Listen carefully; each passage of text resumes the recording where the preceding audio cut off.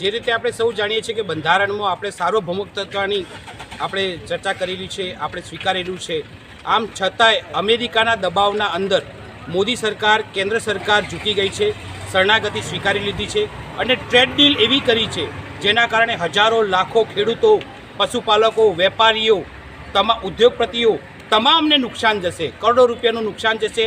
દેશના અંદર મંદી આવશે અને આનું તમામનું દુષ્પરિણામ ખરું એ આવતી સંજોગોમાં આપણું અર્થતંત્ર ખરું એ ભોગવશે. આના માટે અમે વિનંતી કરીએ છીએ, આમ આદમી પાર્ટી આ ટ્રેડ ડીલનો વિરોધ કરે છે અને વિનંતી કરે છે. અમારી રોસ્તાથી લઈને સંસદ સુધીની તમામ જગ્યાએ વિનંતી છે અને આજે પણ અમે કલેક્ટર સાહેબને વિનંતી કરવામાં આવે છે કે આપ રાજ્યપાલને શ્રીને અમારો અભિપ્રાય મોકલાવો, અમારી રજૂઆત મોકલાવો અને આ ટ્રેડ ડીલ રદ કરવામાં આવે. આપણે શા માટે અમેરિકાની શરણાગતિ સ્વીકારીએ છીએ? આપણે પોતે એક સ્વતંત્ર દેશ છીએ. તો મોદી સરકારને આપણે વિનંતી કરીએ છીએ કે શરણાગતિ સ્વીકારવાનું બંધ કરો અને ટ્રેડ ડીલ રદ કરો.